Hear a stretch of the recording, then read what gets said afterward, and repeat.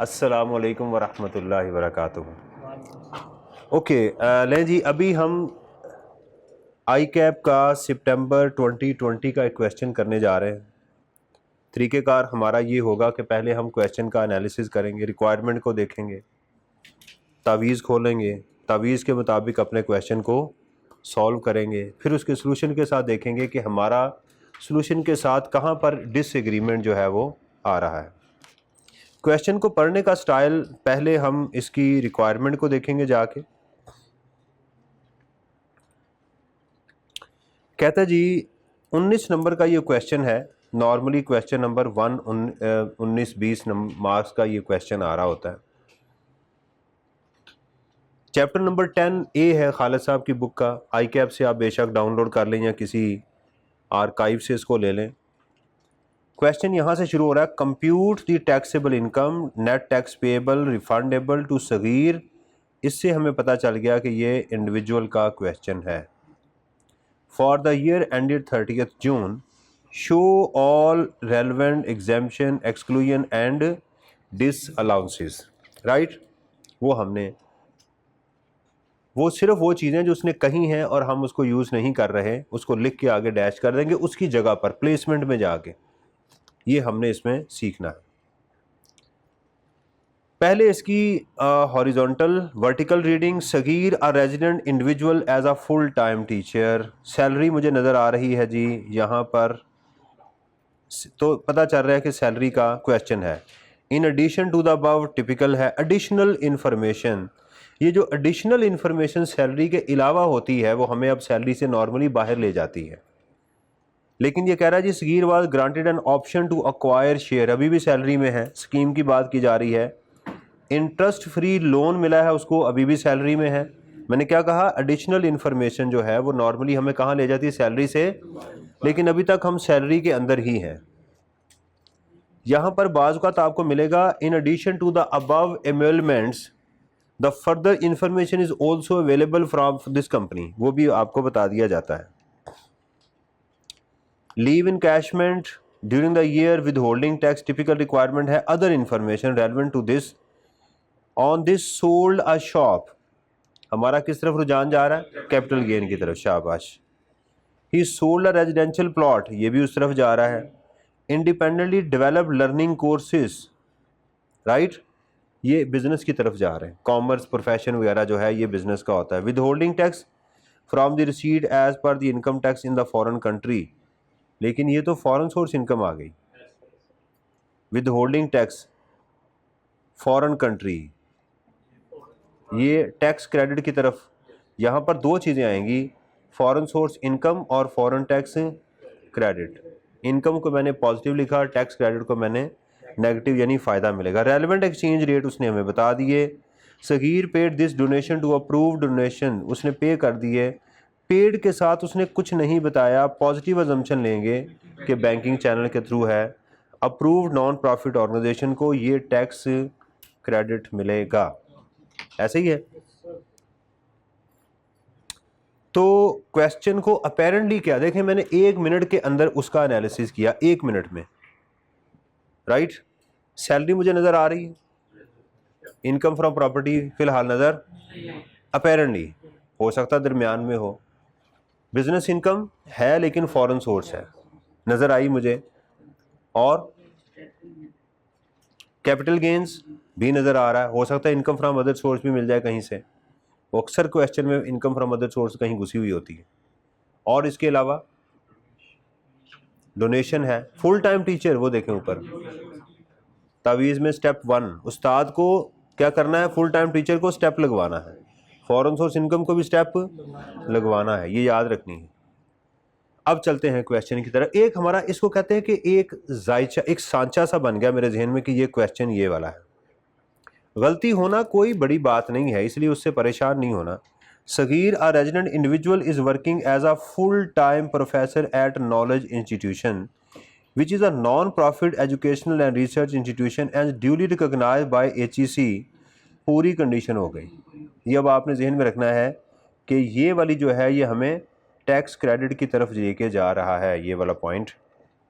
KI is entirely owned and funded by Zinger Limited, लें जी, ginger limited जो है उसने नॉलेज क्या करना शुरू कर दिया, उसको देना शुरू। A company listed on Pakistan stock exchange, ginger limited जो है वो पाकिस्तान, ये क्यों ज़रूरी है? क्योंकि जब सिक्योरिटीज़ के लिए क्या, अब हमें अगर इसके शेयर्स मिलेंगे तो ये क्या होगा, वो हमारी सिक्योरिटीज़ गिनी जाएंगी। अच्छा, क्या सिक्योरिटीज़ का मिलना, सवाल ये है मेरा, एम्प्लॉय शेयर स्कीम के ऊपर कोई इम्पैक्ट आता है? आपको प्राइवेट कंपनी के शेयर मिल जाए एम्प्लॉय शेयर स्कीम में या लिस्टेड के मिल जाए, एम्प्लॉय शेयर स्कीम के ऊपर कोई फ़र्क नहीं पड़ता, उसका ट्रीटमेंट सेम होता है। जब डिस्पोज ऑफ करेंगे फ़र्क तब पड़ेगा। डिटेल ऑफ इस मंथली रेम्यूनरेशन, यहाँ इमेलमेंट का वर्ड भी यूज़ होता है। इस साल के लिए मंथली है, ये बात अब हाईलाइट देखनी है। Basic salary, medical allowance is exempt up to 10% of the basic salary, और अगर मेडिकल फैसिलिटी भी हुई तो fair market value of the rent, ये भी मंथली है। तो क्या करेंगे, एनुअल करेंगे, और 45% ऑफ द, शाबाश, very good. In addition to the above he was also provided the following health insurance and his dependent as per the terms of employ. Repeat होना शुरू होगी ना चीज़ें आहिस्ता आहिस्ता। Paying annual insurance premium of this, ये exempt और वो taxable. Provident fund contribution per month to recognise provident fund and equal amount was contributed by the Sagir. One element given है, इसका मतलब यहां पर प्रोविडेंट फंड जो है वो टुंडा है। टुंडा समझते हैं, जिसका एक हाथ हो। हमें प्रोविडेंट फंड दो हाथों वाला चाहिए होता है, तो अक्सर दोनों हाथ ही देता है एग्जामिनर, लेकिन उसने क्या किया, इसका दायां हाथ दिया, सूद शायद उसको पसंद ना हो, उसने उसको निकाल दिया। तो ये भी उसकी देखेंगे, जाके टेस्ट करेंगे इसको। Sagir was granted an option to acquire 10,000 share in GL at GL में शेयर मिल रहे हैं, प्राइस ऑफ 105 पर share under employ share scheme. यहां तक क्या ट्रीटमेंट होगा, no. Sagir bought the option on the same date by paying 175 to KI when the fair market value of the option was 200,000। Option acquire की है 1,00,000, share की price नहीं दी। Company ने कहा होगा कि भाई इसको लेना है, इस लेटर की कीमत है 1,75,000 रुपये, 175 लेने हैं, उसने कहा दे दिए, जबकि उसकी फेयर मार्केट वैल्यू ये थी। क्या ट्रीटमेंट होगा, नो। ऑप्शन को एक्वायर करना, ऑप्शन की पेमेंट करने का कोई ट्रीटमेंट, शेयर्स हों फिर उसकी फेयर मार्केट वैल्यू से माइनस करते हैं। ही एक्सरसाइज द ऑप्शन, उसने ऑप्शन को एक्सरसाइज की, दंड बैठ के निकालनी, उसने डिपें लगाई। इससे क्या मुराद है, एक्सरसाइज की उसने ऑप्शन के ऊपर, ऑप्शन सामने रखी और एक्सरसाइज शुरू कर दी, इसका ये मतलब है। क्योंकि स्टूडेंट सवाल करते हैं, सर उसने कहा ही एक्सरसाइज दी ऑप्शन, उसने ऑप्शन को एक्सरसाइज करवाई है या ऑप्शन ने इसको एक्सरसाइज करवाई है? भाई उसने ऑप्शन क्या की है, ले ली है। On 30th September when the fair market value was 130, इससे अंग्रेजी शायर ये कहना चाहता है उसने शेयर अक्वायर कर लिए हैं, राइट। अब देखिएगा इसको जो, अच्छा रिस्ट्रिक्टेड तो नहीं है, अगर रिस्ट्रिक्टेड होते तो फिर भी कोई ट्रीटमेंट नहीं होना। वो चले, अभी तक तो नहीं है ना, अभी तक तो नहीं है ना। तो as per the scheme he was not allowed to sell. देखें पहले चीज़ें क्या है, मुझे सबसे पहले उसने नंबर ऑफ शेयर बता दिए 10,000। नंबर 2 उसने मुझे इसकी कॉस्ट बता दी, पर शेयर वो है 105 पर शेयर प्लस 175 ऑप्शन की प्राइस बता दी। मुझे डेटा पहले कलेक्ट करना है ना, है क्या, टैक्सेबल इवेंट वहां से निकालना है तसल्ली के साथ। As per he was not allowed to sell और ट्रांसफर द शेयर बिफोर 31, यहां तक नहीं बेच सकता वो। On this the fair market value GL share was this, ये मेरे लिए रेलेवेंट है, इसका मतलब ये जो उसने ये वाली प्राइस दी थी ये रेलेवेंट नहीं है। On 30/5 he sold 5,000 share eight ₹135 पर शेयर। अब देखिएगा इस क्वेश्चन में सैलरी भी जनरेट हो रही है और कैपिटल गेन भी जनरेट हो रहा है। ज़रा इसको, इसका ज़रा एनालिसिस करते हैं। कि हमें शेयर मिला है जी 142 का, वो था कितने का, मल्टीप्लाइड बाय 10,000, और कॉस्ट में क्या करेंगे 105 इंटू 10K प्लस 175K, ये कॉस्ट माइनस करेंगे तो ये सैलरी हो जाएगी। टोटल पेमेंट आपने 105 रुपये पर शेयर वो दी, और इसके साथ आपने 1,75,000 रुपया ऑप्शन की पेमेंट भी कर दी। उसके बाद आपने क्या किया कि इसको बेच दिया 135 पे, तो ये मेरी डीम्ड कॉस्ट थी। तो अब बजाय प्रॉफिट में इसमें क्या हो गया, लॉस। तो सिक्योरिटीज का लॉस क्या होता है, कैरी फॉरवर्ड होता है, सिक्योरिटीज में ही एडजस्ट होता है। ऑन 1 जुलाई साल के शुरू में Sagir obtained an interest free loan of 15 lakh from KI, in exchange for which he agreed to waive the interest receivable on his provident fund balance maintained with KI।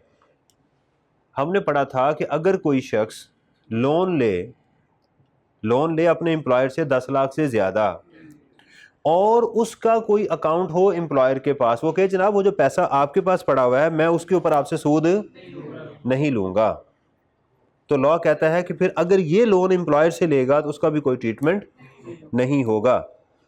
Interest provided on the provident fund balance was 8%, the this and this कहानी है सारी की सारी, इसका कोई treatment loan का नहीं होगा। On 31/8 he received leave encashment relating to previous year, totally taxable salary में जाएगी। टैक्स विद हेल्ड, ये टैक्स में जाएगा, टैक्स में क्रेडिट है माइनस होगा।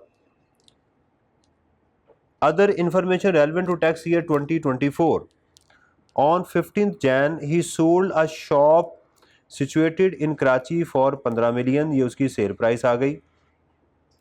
He had purchased the shop in June 2022। Shop, अब देखें हमें लॉ ने दिए हैं प्लॉट के रेट, प्रॉपर्टी के रेट और फ्लैट के, ये यहाँ फॉल कर रहा है। और प्रॉपर्टी के रेट्स क्या है,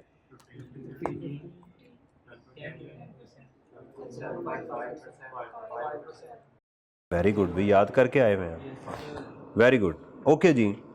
जून 22 में था, जून 22 का महीना पूरा ले लेंगे, बेचा उसने है ये ध्यान करना ज़रा। अब हमें टाइम फ्रेम इसका चाहिए, जून 22 से लें, टैक्स ईयर नहीं गिनना, ये याद रखिएगा, यहाँ टैक्स ईयर नहीं गिनना, यहाँ एग्जैक्ट साल गिनने हैं, टाइम गिनना, होल्डिंग पीरियड गिनना है।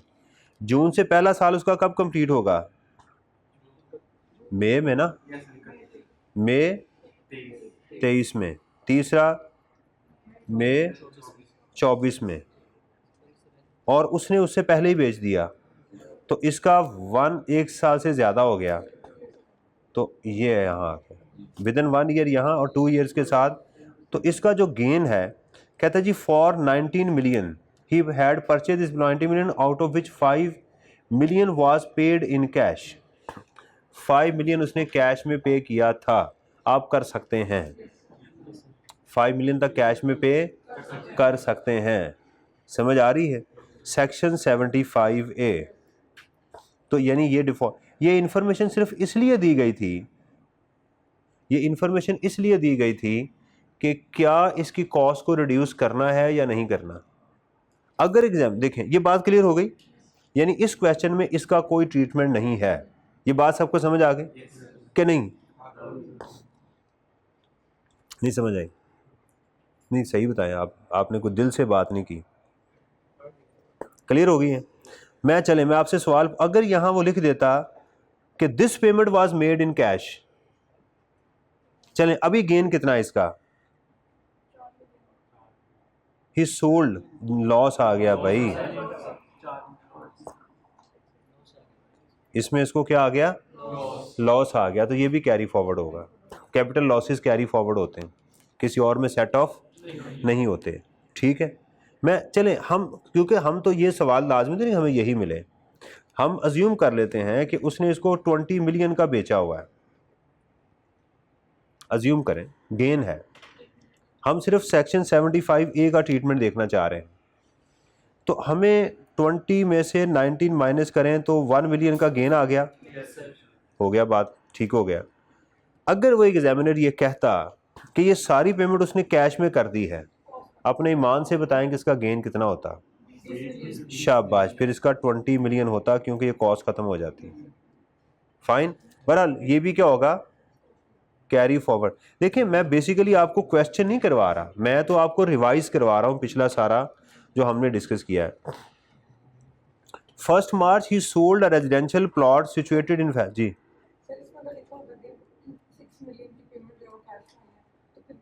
फिर कॉस्ट कितनी लेते हैं? कॉस्ट नहीं, हम 19 मिलियन में, इनका सवाल ये अगर 6 मिलियन होता तो फिर मेरी कॉस्ट होती 13 मिलियन।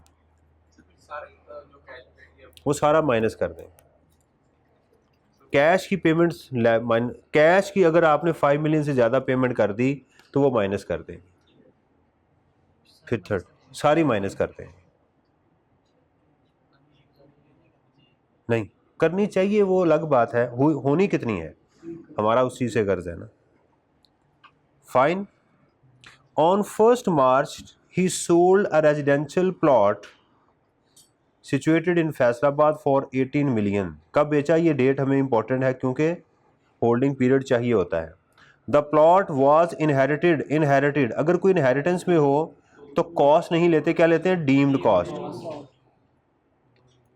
यार आपका पेपर पास होना चाहिए, आपके जितने अच्छे कॉन्सेप्ट है ना,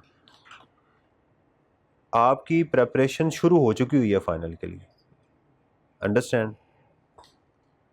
2013 में, राइट, तो इससे क्या पता चला, अब्बू फौत हो गए। गिफ्ट होता तो फिर शायद जिंदा होते, राइट।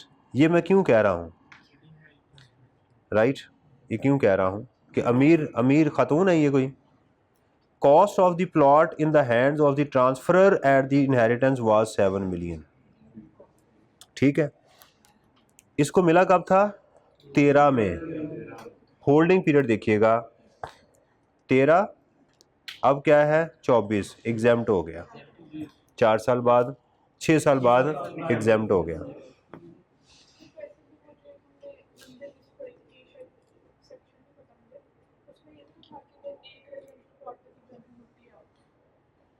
अच्छा, वो तो 7E का था।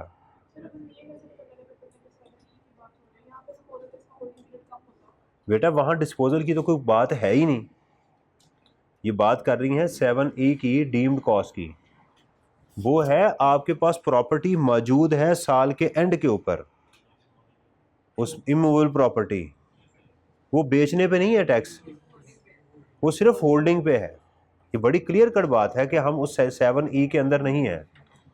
आपके पास अगर कोई प्लॉट प्रॉपर्टी, इमूवेबल प्रॉपर्टी पड़ी हुई है, उसमें से एक घर निकालना है आपने रेजिडेंशियल अपना, कोई एक एसेट आपने माइनस करना है, वो तमाम प्रॉपर्टी, फार्म हाउस आपने निकालना है, वो तमाम प्रॉपर्टी जिससे या तो बिजनेस में इस्तेमाल हो रही है या उससे इनकम आ रही है वो भी निकालनी है। फिर अगर ये 25 मिलियन से ज़्यादा है तब जाके उसकी हम जो है वो 20% उसको हम क्या करेंगे, 5% उसकी इनकम लेंगे, डीम्ड इनकम जिसे बोलते हैं, और उसका 20% टैक्स है। तो ये वो सीन नहीं है, वो बेचने पे नहीं है, वो होल्डिंग पे है।